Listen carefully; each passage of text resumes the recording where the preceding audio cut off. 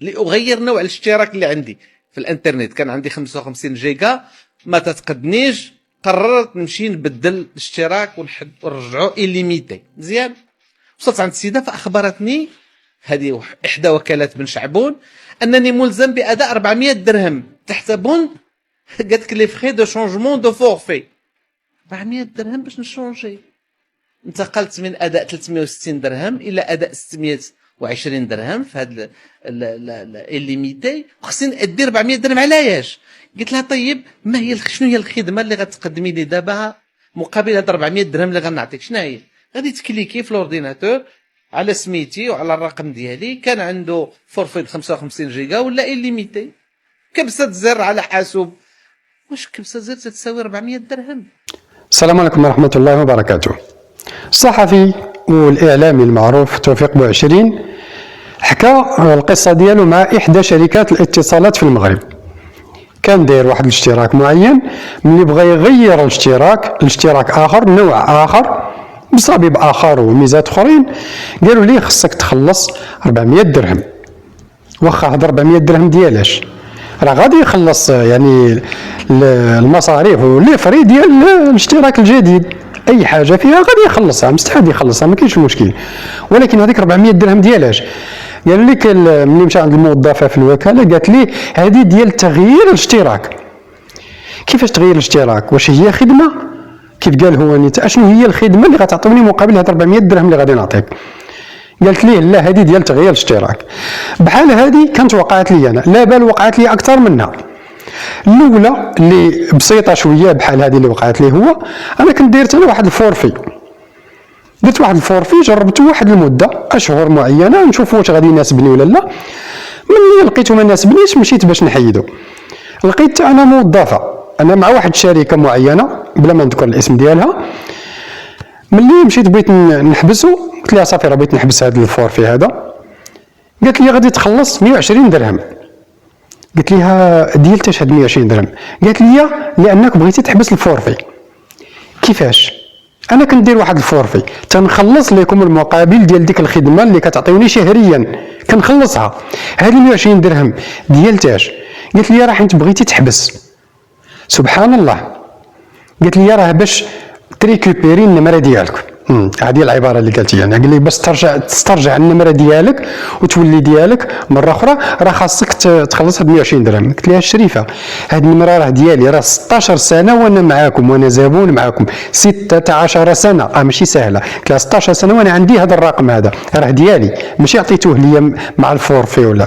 قالت لي لا راه هذا الشيء اللي كاين، الا بغيتي تحيد منها الفورفي وتسترجع النمره ديالك خصك تخلص 120 درهم. انا هذه القضيه يعني ما تسرطاتش ليا، قولوها لنا من الاول، قلنا راه التفاصيلها شنو كاين وشنو كاين وحنا نعرفوا شنو نديروا من بعد. علاش كتستغفلوا الناس وتستهبلوهم بهالطريقه هذه؟ او بالعباره الاوضح اللي كنقولوا كتستحمروهم. هذا استحمار، هذا ان باش تجي وتبقى تضحك على الناس بهالطريقه هذه. الرقم ديالي 16 سنه وانا معكم، كيفاش تقول لي خصك تخلص 120 درهم الا بغيتي تحبس الفورفي وترجع لك النمره ديالك؟ راه ديالي. قلت لها عرفتي اش غديري؟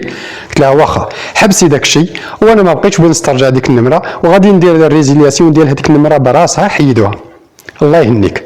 سمعني واحد الموظف معاها قال لي يا ودي غير برد وسير بدل الساعه وعاود رجع. قلت لي غنحبسوها دابا ما بقاش خصني بها انا. انتهى الموضوع. هي هذيك درت الدوموند ريزيلياسيون، اتصلوا بيا من الدار البيضاء فين عندهم السياج، قال لك انت راه زبون ديالنا وراه مده هذه سنوات انت. قلت لي هي. قال لي وعلاش بغيتي تحيدها؟ قلت لي ها علاش وها علاش وها علاش. قال لي يا ودي غير يعني من طبيعه الحال هادشي في اطار الحفاظ على الزبون ما امكن، لان زبون عندك 16 سنه وانت وفي وخدام تستافد منه تيستافد منك، ماشي ساهله باش يكون عندك زبون وفي ليك 16 سنه. لدرجه انهم لو كيصيفطوا ليا مره تعبئات 50 درهم، هذه ديما واحد الميزات كيصيفطوا تيعطوهم ليا مره تعطيوهم ليا، ماشي سهله. فتينوضوا بحركه بسيطه وهي من الغباء بالنسبه لي انا في التسويق. هذا من الغباء انك تخسر زبون بسبب حركه بسيطه. على قبل ديك 120 درهم خسرتي زبون، انا صافي يعني طلع لي الدم صافي مابقاش عندي فين نزيد. قلت لي خويا غير حبسها اودي، غير قلت لي حبسها دابا الله يجازيك بخير مابقاش خصني، وقطعت مع هذيك الشركه ومشيت عند شركه اخرى. لا بل هذه الشركه نفسها اللي تكلمت لكم وقع لي مع هذا المشكل ديال فورفي، وقعت لي معها مشكله اخرى وراه سبق لي حكيتها، لكن حكيتها في القناه الاخرى الكبيره اللي تم حظرها للاسف بسبب اني تكلمت على خوتنا في ارض العزه. بالنسبه للناس اللي اول مره كيكتشفوا القناه الكبيره كانت فيها 180 الف متابع واخ واخت، للاسف تم حظرها نهائيا، يعني مشات. لذلك هذه راه القناه الثانيه راه غادي تشوف فيها ومضات على الدرب رقم 2. فهذا غير كان بين قوسين سبق لي حكيتها. انا كنت بغيت ندير معهم لا دي اس ال، هاد الشركه نيت نفسهم بغيت ندير لا دي اس ال، مشيت درت اسيدي الكونطرا سنيت معاهم، الله يهنيكم كنتسناو الكونيكسيون طلق ما كاين والو. 11 يوم وانا صابر معاهم، كل يومين 3 ايام كنتصل الله يجازيك بخير راني درت الكونطرا النهار الفلاني وراه الكونيكسيون باقي ما كاين حتى شي حاجه، راه باقي ما تلقطوش ليا الانترنت. اودي غير صبر راه الاشكال كذا.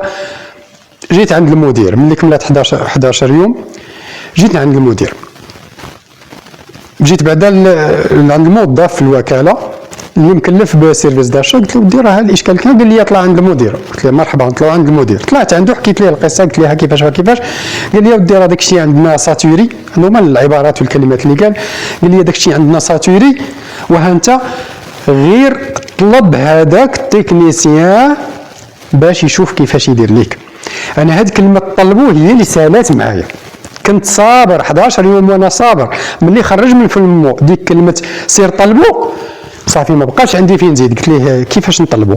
قلت ليه انا نجي كنسعاه، انا ما كنسعاكم، انا راني زبون، انا كليون وجاي كنخلص مقابل خدمه. قلت له واحد شويه غادي تصيفط لي الفاكتوره ديال في راس الشهر وتقول لي اجي خلص. شنو غنخلص 11 يوم وانا داز دابا بلا حتى شي حاجه؟ قلت له كيفاش طلبوا؟ قلت لي هضر معاه انت اللي مدير الوكاله وداك التكنيسيان تابع ليكم شغلكم هذاك، انا كنعرف زبون درت معاك كونطرا تيخصك توفي بالعقد ديالك، بالجانب ديالك من العقد. كيف ما انا خلصت الواجبات ديالي انت كيخصك تطلق لي الخدمه، والا حبس داك الشيء دابا نديرو دوموند ريزيلياسيون. وقلت لي انا ما غاديش نخرج، ما غنتحركش من هنا الا في حاله من جوج، اما طلق لي الانترنت دابا او غنديرو ريزيلياسيون دابا، ما خصنيش انا. الناس كيتسناو والله الا الناس كيتسناو سالا، يعني جا في وقت فان طرافاي الناس وقت الخدمه الموظفين مشاو في حالاتهم، وقت الخدمه فات والناس كيتسناو ورايا، ما بغيتش نوض لي من تم. قلت لي اللي عجباتك ديرها، انا من هنا ما غاديش نوض، سواء دير معايا سواء تطلق لي الكونيكسيون دابا سواء نديرو ريزيلياسيون.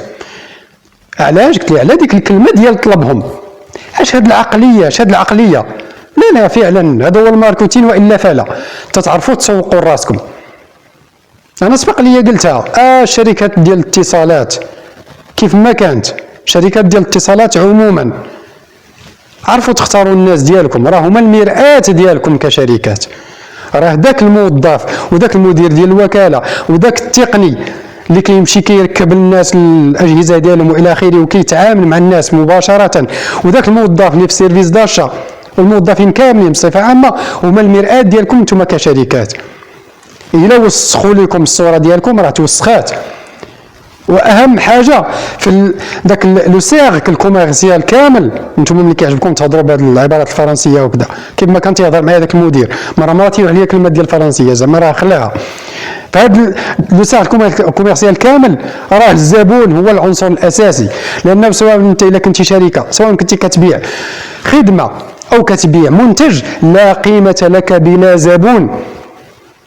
والغرب اللي كيعجبكم تقلدوه وتستدلوا به راه عارف هذه المساله، عارف هذه المساله ان اهم عنصر في الدائره التجاريه كامله راه هي الزبون. الا ما حافظتيش عليه لا قيمه لك، الخدمه غتبقى عندك تما والمنتج غيبقى لك تما تيخسر. وفعلا هذاك ما تحركت ليه من تما حتى قاد معايا المسائل. قال لي ها انت كان ديك الساعه الخميس، قال لي غادي تجي نهار الاثنين ان شاء الله وغيكون الحل، نهار الاثنين ان شاء الله غادي يكون الحل. وفعلا جيت نهار الاثنين من وراه كما قلت ليه مرحبا انا غنزيد نصبر. الخميس جيت نهار الاثنين والله الذي لا اله غيره ما ان شافني حتى وقف، ولكن ذاك النهار الخميس اللي قبل منها وقفت ليه وقفه لا رجعت فيها. قلت ليه عيط للبوليس، عيط لي بغيتي تعيط، من حقي انا دابا نحصل على الخدمه لانني مخلص. او نديروا نحبسوا دابا الخدمه صافي. حتى في قانون العقود والالتزامات، بغيتي تا القانون حتى في قانون العقود والالتزامات اي طرف اخل بالجانب ديالو في العقد يجوز للاخر انه يفسخ العقد. قلت لي دابا نفرقوها. فعلا نهار الاثنين ملي جيت شافني وقف، قلت لي السلام عليكم، ما عرفتش الان ما عرفتش واش ردها ولا ما ردهاش، شافني وقفت قال لي ها هو راه كاين واحد دار دوموند ريزيلياسيون حنا غادي نبرو نشوفوا بلاصتو. قلت له الله يرحم الوالدين، قال لي غير هو راه الكونيكسيون ما غادي تطلق لك حتى الغدا. قلت له ماشي مشكل. هذيك العشيه ولاو طلقوها، هذيك الساعه واتصلوا بيا واش طلق داكشي ولا لا. علاش هادشي كامل؟ ديروا اعاده نظر الله يرحم لكم الوالدين في الناس اللي كتزيدوهم يخدموا، راهم مرآة لكم. وهذا ماشي غير متعلق بالشركات ديال الاتصالات بصفه عامه، متعلق باي شركه. كان عندك منتج او خدمه كتبيعها، عرفت تسوق لراسك وعرفت تتعامل مع، تعرف تختار الناس اللي غيتعاملوا لك مع الزبائن، لان بلا زبون لا قيمه لك. والله يصلح حالنا وحال جميع المسلمين. السلام عليكم ورحمه الله وبركاته.